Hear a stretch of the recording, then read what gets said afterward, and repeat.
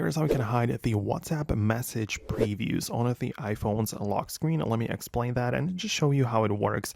So if it's your first time here on this channel, make sure you subscribe, and that way you'll never miss anything important. Well, of course, you can find it inside of your main settings app, and you have to open up the section where you can find a notification. So this is where you can find it, and obviously so many settings for notification, but we want to go and scroll through the list of all of the installed apps which are below, and you should find the WhatsApp on the list right here. And of course, make the notifications enabled if you want to use them. You can of course make them completely disappear from the lock screen, but that's not the thing that we want.